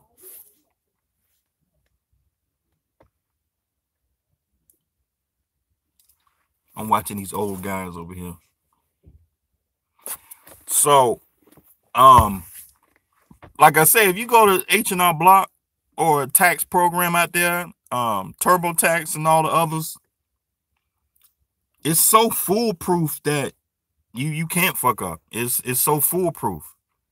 And like, you know, it's training wheels. You basically got the IRS is doing like the IRS on training wheels, because you can't mess up, because the system is so closed in. You can't mess up. You can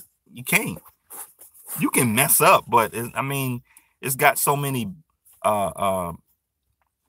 you know, when you do your taxes through like H&R Block and all the others, it's got so many foolproofs in it where at the end of it, it won't let you proceed if something's out of place. So Mr. Semi Trapper said, I got my DBA sole proprietor. I said, screw the LLC. What are some advantages and disadvantages? Well, I got a whole bunch of videos talking about LLCs and whatnot.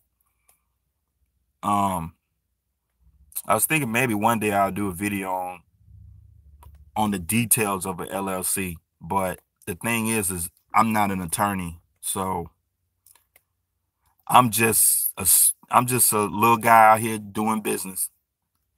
So I'm just a small guy here doing business. So I mean, I'm not an attorney. I'm not a tax preparer. I'm not a tax. I just have real world experience, and just for my research and learning and stuff like that. And so that goes in what I was talking to DMC about. DMC, man, like, you never gonna grow unless you try. And if you comfortable with staying where you at, don't do it then. But if you really legitimately trying to start a business, you need to understand how the tax game work. That them two go hand in hand. So you not got to know how the tax game work, because knowing taxes is going to help you. It's going to help you make proper business decisions. You got to know your taxes, and you got to know whether your business is growing or not. You got to know your financials. You got to know what's a profit and loss. You know, profit and loss, income statement, and taxes, they all go together.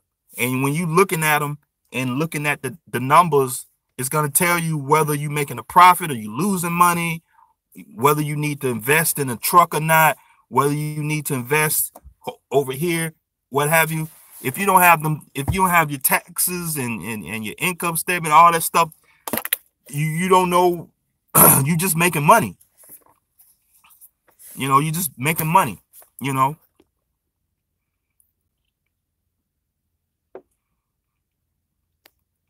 Big Chris say, if you're going to work hard, do it for yourself. That way the accomplishment feel even better. However, if you fail, all your failures is all on you. So there's a risk in that. So it's pros and cons to everything. So if you got your own business and you get all the reward. However, if you fail, you get all the failures. It's a, you know, so it go both ways.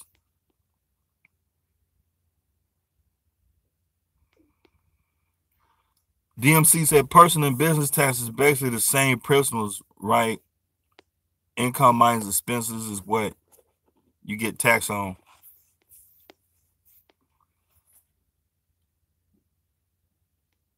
Yeah, pretty much. And, you know, knowing your taxes, that, you know, that the thing is, in the tax game, when you got your own business, you're in control of your income. You can pretty much tell the IRS what you want to get taxed on. It's as simple as that. So here's a motivator for you. If you got a baby mama and you send her child support, if you self-employed, you can structure your income to where you don't pay your baby mama that much money, because if you're self-employed, you got control over your income. So on your 1040, you can show that you only made $20,000 a year. So then when you go to court, the judge will look at your 1040 and be like, damn, you only made 20,000. Well, they're gonna base your child support based on that 20,000. So that's where having an LLC comes into play. If you have an LLC and it's taxed like an S corp, you can pay yourself a reasonable salary, and then all the other money, you can take a distribution or whatever you want to call it, and money not be taxed. But see, if you W-2, you don't have that control. So if I wanted to, I can show I made a profit. I can go back and do amended return and say, okay, I'm gonna do amended return, and my bad, I made a profit. I really made 75,000. My bad. You gotta be careful with that, because that could raise a red flag with the IRS. To be like, hold on, why are you doing a amended return? but that's not the reason why I tell guys to start a business. I tell guys to start a business because it's a spiritual movement that you need to do with yourself, you know, so that way you could stay ahead of the game. You know, you want to be reading, you want to be reading stuff, learning a new something or whatever it is that you like or into, and just keep your spiritual life moving forward. Because, you know, you go and get this job, you be there for 30 years, and all you can show for us, you know, you worked at this job, and like to me, that's that's not a great way to live to me. You know, that's just my opinion. Cody say, I hear so many IRS horror stories. Yeah, because a lot of people, you know, they be trying to do under the table BS stuff. They be trying to, you know, do too much going. It's like a lot of the horror stories I hear, I just shake my head. I was like, oh my God. That's so stupid. You know what I mean? Because it's like, I mean, a lot of horror stories, it's just like, it's, yeah, no wonder you being audited because you doing this stupid stuff over here. You know? You trying to claim 10 kids that ain't yours. I mean, I can go on and on and on. It's just like, yeah, it's like you're going to get audited. But here's the thing, like people think getting audited is a bad thing. You know, and it's being audited ain't that bad, man. Like, I mean, to tell you the truth, I've probably been audited at least 3-4 times. You know, not to the extent that you think, you know, being audited, but you know, every couple of years I get a statement from the IRS. I'll get a statement from the IRS and they'll be like, hey, you didn't report this income over here. You was $500 short. You can appeal it or you can just send them the money. A lot of times I just send them the money. Oh, okay, 500, I'll send them the money. Okay, cool. But for these people who, you know, they get a statement in the mail, a letter in the mail from the IRS, and they're like, oh yeah, you owe 5 years back taxes. You didn't file. Well, why didn't you file? Like a lot of stuff is just common sense. And like a lot of these horror stories, they didn't, a lot of the stories don't give proper context. And like, I'm just gonna tell you, if you don't want to do your own taxes, don't. But me, I do my own taxes, and like that's just what it is. But a lot of times, the thing is like a lot of people just make. The problem is people make a big deal out of little shit, you know, and that's just the problem. Like, you know, people reading Facebook stories and all this bullshit. It's like, man, it's like I don't bumped into many, I don't know how many people saying, oh, being a landlord is the worst thing in the world. Oh my God, you getting calls all the time. Like I might get a call like once every 2-3 months. And a lot of it is like minor stuff, you know? So, and if that's what I got to deal with to be in the real estate business, I deal with it. Because I'd rather deal with that than the stock market. I'd rather have control over my investments. If I want to increase the rent, I can increase the rent. Simple as that. I don't worry about my asset going to zero. When you go in the stock market, you're running a risk of a stock going to zero.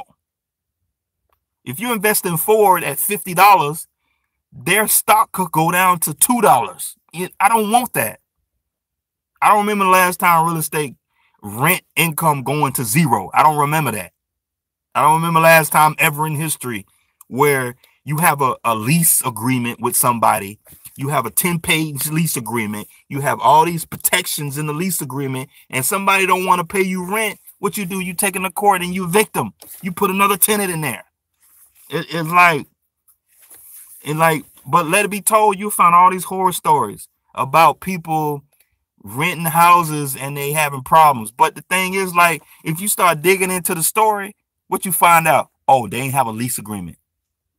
They renting to their friend, their cousin, and they doing illegal business. You know what I mean? It's just like, oh, that's why you in court. That's why all this stuff happened. It's like I was watching People's Court. This old lady was renting out a place to this lady. You know, this old lady, she didn't have insurance on the goddamn property. She didn't have a lease agreement. It's like, are you kidding me? Like, And see, and that's the point I'm trying to make. Okay, with taxes and all these horror stories, quote unquote horror stories, everybody talking about, it's like you're not doing the proper research to do business properly. Everybody know you rent an apartment, you got to have a lease agreement.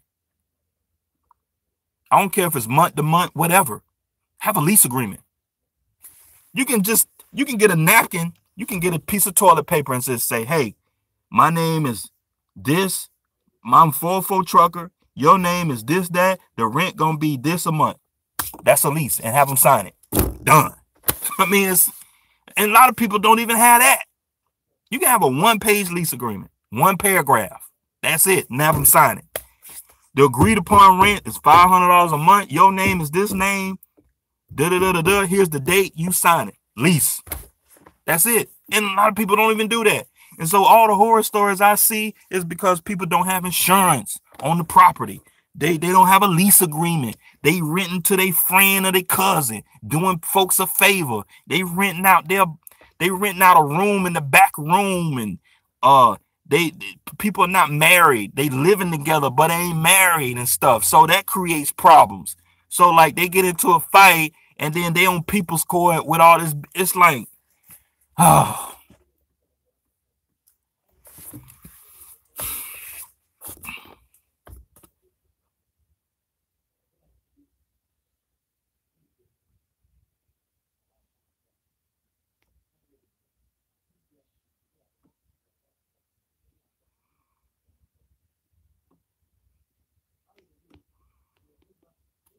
DMC, I definitely need to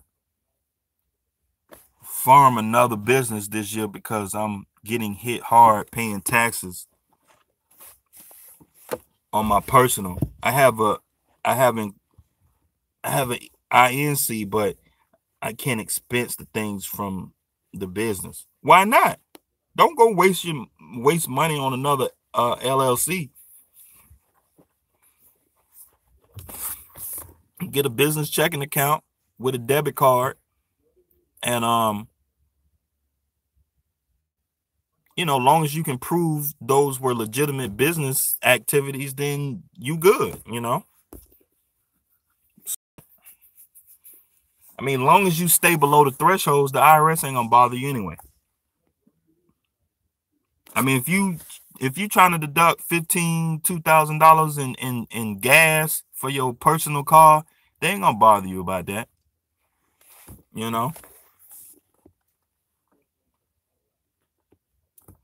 Quick question: you still recommend the Dean Cole course? I'm about to buy it today. Yeah, the Dean Cole program is real good.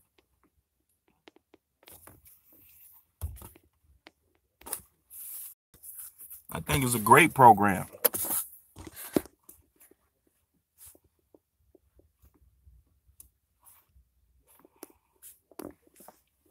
Right, DMC, you don't need to start another business, man. You already got a company, man. Use that what you got. Because I say use what you got, just because you go start another business and you already have credibility. Okay, you already got this business, you already have credibility, so I say use what you got.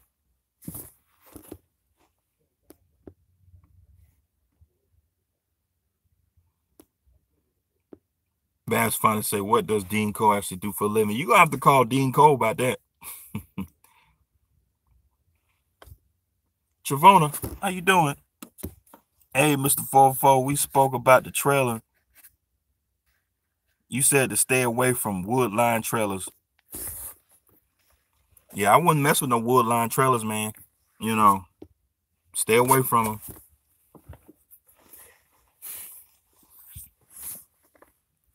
Stay away from wood line trailers. Why? Because there's some shippers out there would turn you away if you got a trailer with wood walls and wood linings. Like some food grade loads, they definitely would turn you away. Procter & Gamble would turn you away. Kellogg's, food products, all them food distributors out there, they would definitely turn you away with with wood line trailers. You every blue moon you will get lucky if you can go in there and get loaded and they don't check the trailer. But more than likely, them food places, they'll check the trailer, they'll walk it and look in it and be like, okay, and check the smell.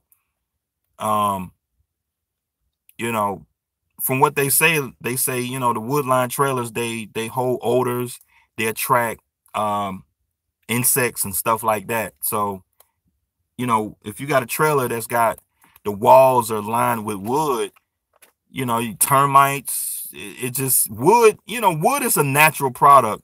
And, wood line trailers, they just attract insects and it holds odor and all kind of stuff. I wouldn't mess with it. Just get you a DuraPlate trailer, man. I mean, DuraPlate trailers are everywhere. So, get a DuraPlate. Yeah, I mean, yeah, don't mess with it. Don't waste your time because you're going to get that trailer and you're going to, like, having older equipment and wood line trailers, you're going to cut your freight volume to like half. I talked to guys just about every other load with that wood line trailer, they getting turned down. So, you don't want that. Get the equipment to do the job. Get the proper equipment to do the job. I'm getting my CDL this year. Yeah, I'm trying to tell him, Chavona, he gonna get that trailer and you invested $15,000-$20,000 in this raggedy behind trailer. And the thing about it, you're gonna try to sell it and you won't even be able to sell it for what you paid for because nobody don't want it.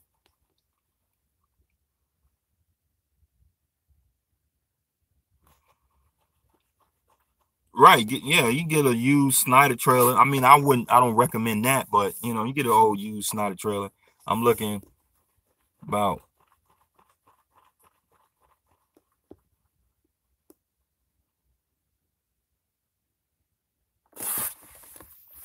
the spring suspension is not a big issue.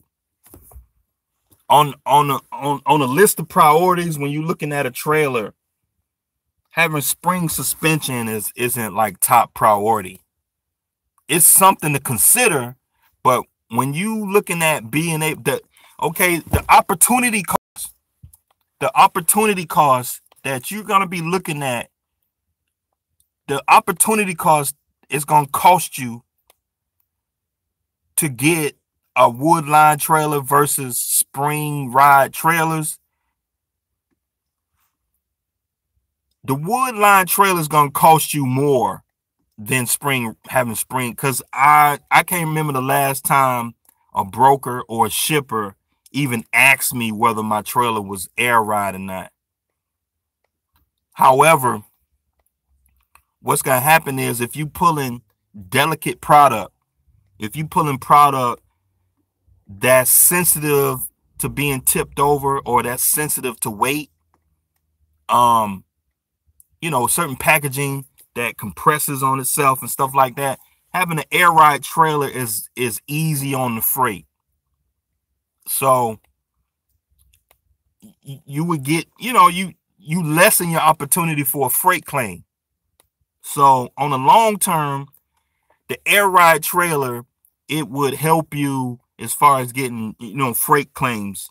So, you hauling some sensitive product, and when you riding over bumps and stuff like that, you don't have to worry about damaging the product. Now, if you got a spring ride trailer, those are rough trailers. So when you riding down the road, pulling the trailer and you got some freight back there, is delicate freight, you run the risk of damaging the freight. Now, don't get me wrong, you can pull freight with a spring ride trailer and nothing may not go wrong in 10 years. You would never have an issue. However, when we talking about the opportunity cost in this, your opportunity to pull more freight is having a trailer that's DuraPlate. and not having wood walls. So that's what we're talking about here. I wouldn't worry too much about the spring ride.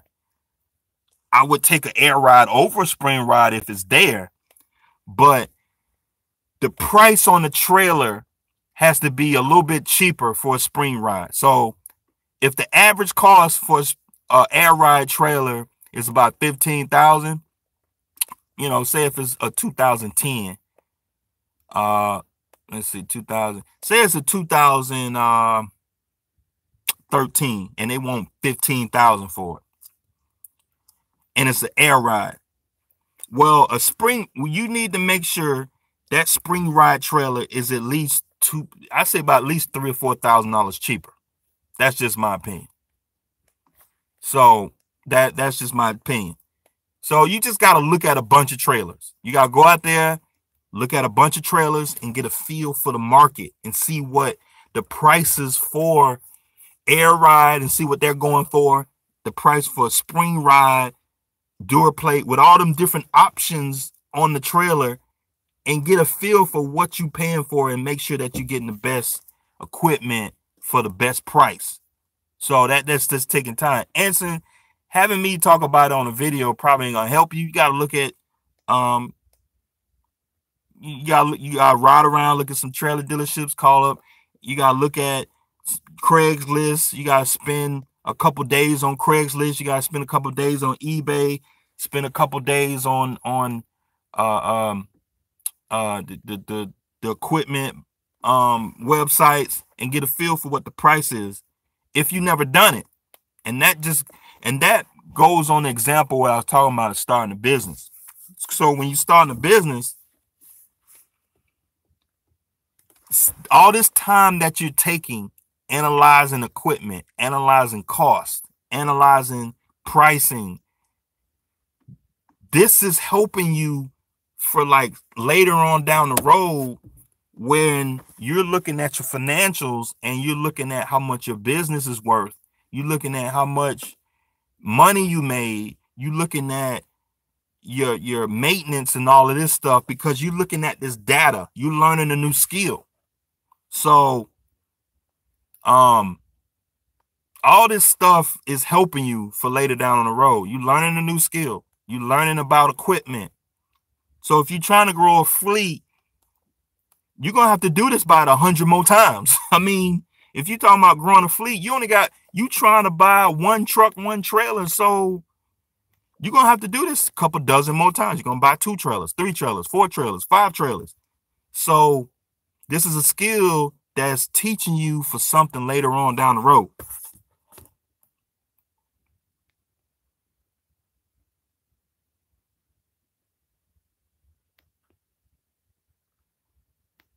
Right. DMC said, could I use my current ink to form from a trucking business? Oh, okay. Oh, I see what you're saying now.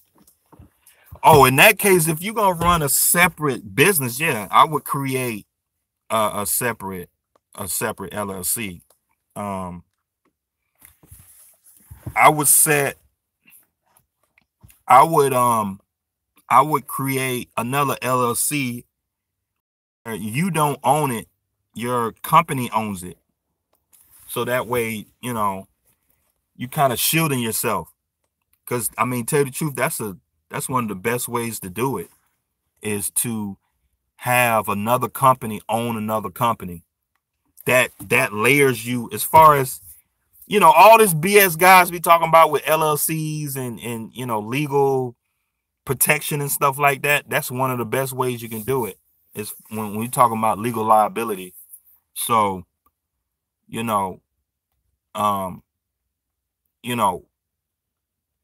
you go to your attorney or what have you, or if you feel comfortable doing it yourself, I would set it up that way so that that your current incorporated company owns the new LLC. I didn't know you was going to do trucking business under that one. But if you're going to do a totally separate business, yes, create another LLC. Yes. But, you know, I would create it so that this company is a holding company for the new one, and you're just a manager, and you just type that up in the operating agreement, and, you know, you're just a manager. So it gives you all the rights. The main corporation gives you the right to sign for, to do business, manage the new LLC, and all of that. You're the owner. So I know it gets complicated, but as far as legal liability, that's what you want to do. And make sure everything flows right back to the corporation, and then you showing profits, and everything flows through to your 1040. But it gets complicated, but that's how I would do it, you know.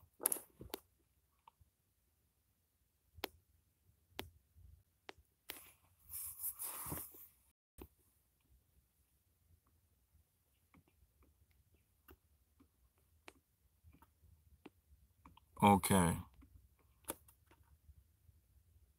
Yeah, I think Dean Cole programs is a pretty good program. I mean, what do you got to lose? I mean, you gonna learn. It's like y'all are scared to learn. It's just like y'all are a trip, you know. I mean, what do you got to lose? Like, oh my God, I'm gonna learn a new skill. I'm gonna learn something new. You know what I mean? So I also wanted to create an LLC because I'm getting hit hard on my personal taxes, and I don't believe I have the advantages of writing off by owning an Inc. because the LLCs float direct to you.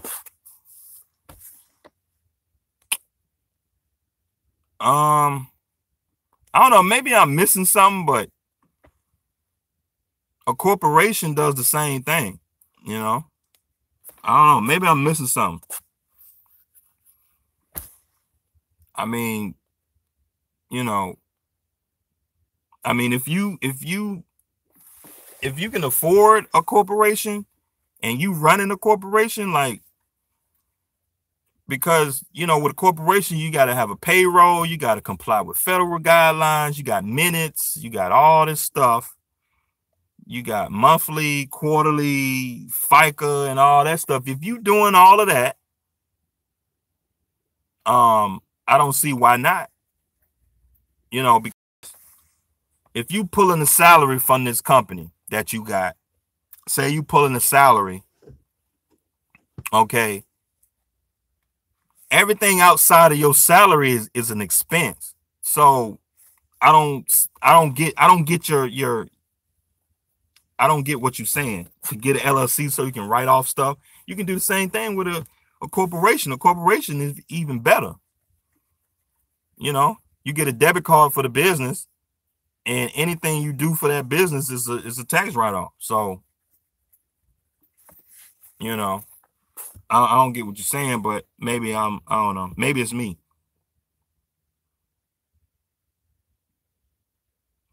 But hey, this video is 2 hours. A lot of you guys who, you know, running the truck, you know, y'all would appreciate it. I can't imagine, you know, if you at home or something like that watching me for 2 hours. But I benefit from a lot of these long videos just because, you know, I do drive a truck, and I'm in a place where I can put my headphones on and I can just let my phone play. And like, I see that as a benefit. Some guys, they don't see it as a benefit. A lot of you guys want me to make these 10-minute videos, these 10-15-minute videos, and get off, but that's just not how that's just not my style. So but, and see, here's the deal, like, you know, being a truck driver, running all over the place, you know, you got the time. It's just, you know, if you're a truck driver, you have no reason that you can't get an audio book, or you can't go on YouTube and listen to an audio book. They're free audio books on YouTube. I just finished listening to 50 Cent's book, The 50th Law. It's a good read. I suggest you check it out. It's a different mindset. And he basically talking about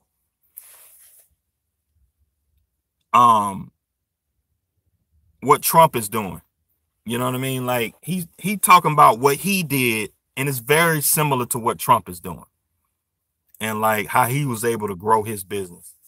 It's an indirect marketing, and he basically talks about not having fear, and he uses different figures in history to make an example of like people who are scared and fearful and stuff like that. And once you conquer your fears, it would allow you to make moves and do what you need to do, either be business or get married or buy a house, do your own taxes. It don't matter what it is. It's just that fear is just one of those things as a human that just stops us from doing stuff, So Think and Grow Rich. Yeah, I got that one. Think and Grow Rich, I got that one. But I have a regular job where I'm W-2, and the additional income from my corporation W-2 are both added together, which gives me no benefit to write off expenses under my like LLC. I don't know. Yeah, still DMC, I'm still don't understand, because the LLC and a single member LLC and a one-man corporation, they pretty much operate the same. It's a little different, but it's the same. You can still write stuff off. You can still stuff. It's like a corporation is more organized, because with a corporation, so I'm trying to figure out. I mean, maybe you seeing something I'm not seeing, but yeah, you can write stuff off, man. Like I don't understand what you're saying, but I mean, if you want to go get LLC, go do it. But hey, that's just my opinion. I mean, maybe you know more about corporations than I do, but if I was in your situation, I would use my corporation that I already have, because you're vetted. Your corporation is vetted, so it's easy for you to just write off gas, So it's easy for you to just write off a computer or your cell phone bill. You know what I mean? So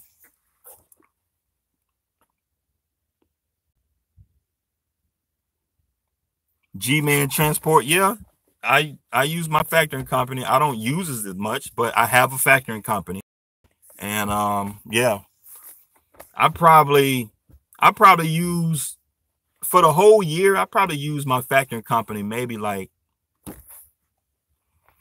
I say about 35% of my loads, I use my factoring company. I would say one load a week, I'll probably use it. Some weeks I'll use my factoring company just about every load. And then some weeks I don't use it at all, because it just depends on the broker that I'm pulling for. So like if I pull for a broker that I don't do a lot of business with, and it's a one-time load, then I'll use my factoring company. Or if the broker, if their quick pay fee is cheaper than my factoring company, then I'll use their quick pay program. So it just depends. It just depends. So I mean, yeah, I have a factoring company, but I don't use it that much. I mean, I really, compared to a lot of other people, I really don't use my factoring company that much.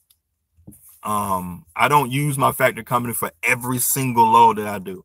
Like I said, it's about 25-30% that I use my factoring company all year.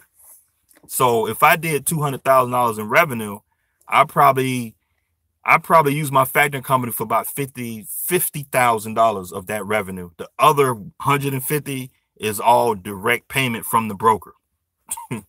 if you know, to get you to understand what I'm saying. And so I know some guys would be like, man, a factoring company is a waste of money.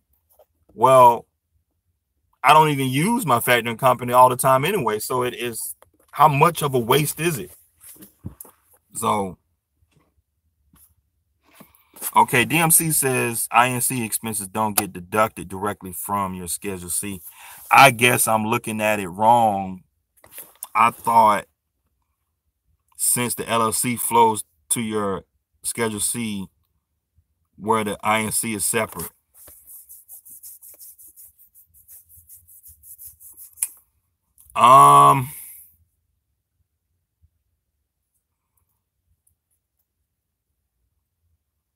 That's a good question.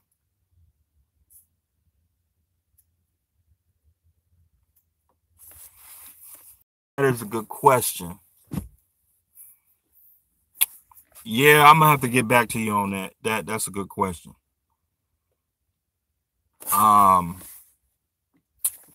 Yeah, that's a good question.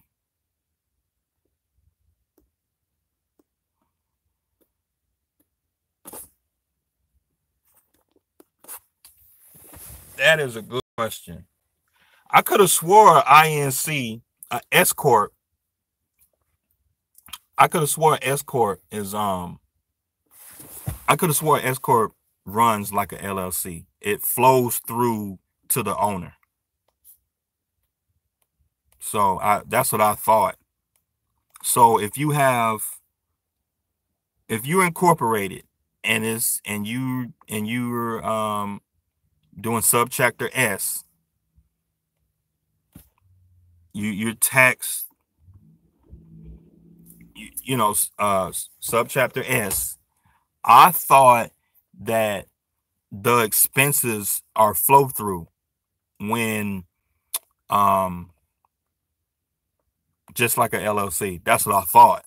You just taxed, like, you just tax, at, according to the subchapter. So that's what I thought. I might have to double check on that. Yeah, I don't, to tell you the truth, yeah, I don't, if you know, well, then you know more than me, but I thought, for one man business, I thought they were.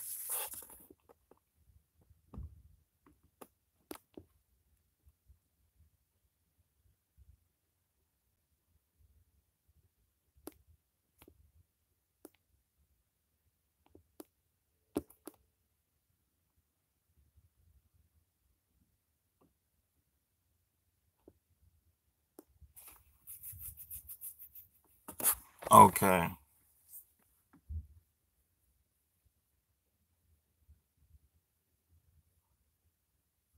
Okay.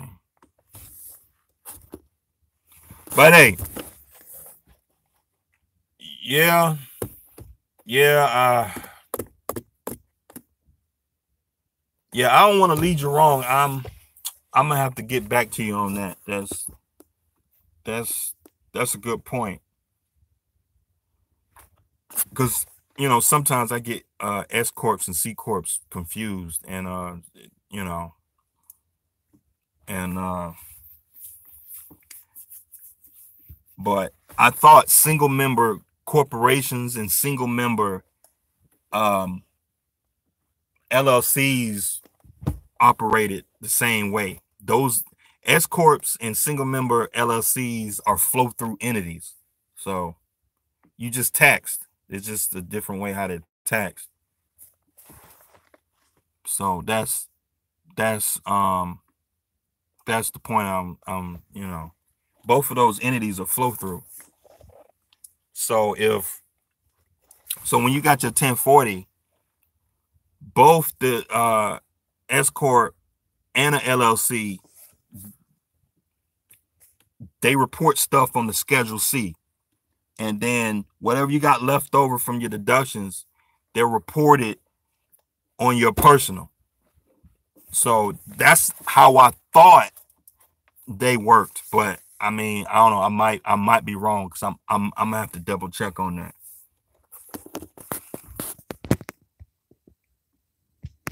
But hey, this hour was 2 hours and 20 minutes. It's a long video, but we had some good conversation in here. Wanted to give y'all something to think about, and you know, we truck drivers, and you know, a lot of my videos is for truck drivers. These videos are for my truck drivers, and this is for the guys who be on the road. Y'all need something to listen to inspire you, and you know, give you something to think about going down the road, you know. So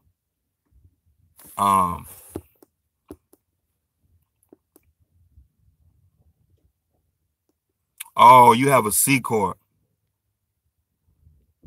right? So yeah, that's see, I don't know nothing about C corps.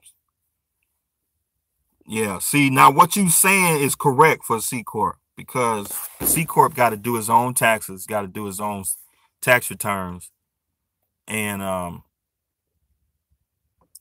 you know, is double taxed. But you know, a lot of guys be making a big deal about this double tax stuff, but the money's getting taxed either way. Each side is paying a 7.5% on each side. It just don't. A lot of guys just. But anyway, I don't want to get into a rant, but yeah, you got a C corp. Yeah, that makes sense then. Yeah, that makes absolute sense. But then, see, here's what's gonna happen. Since you got a corporation, then you go around and apply for an LLC, get an LLC. Now you're gonna have two companies reporting, being the owner of both of these companies. You're gonna have two companies reporting to your on your tax return. So it's just gonna make your tax return have a lot of papers to it. You're gonna have a LLC, and then you're gonna have profits from the LLC, and then it's gonna report to your 1040. Then you're gonna have this corporation with profits reporting to your 1040, and then you're gonna have the W-2 job reporting to your 1040. So it just depends on how you want to do it. So it's just a lot of stuff going on.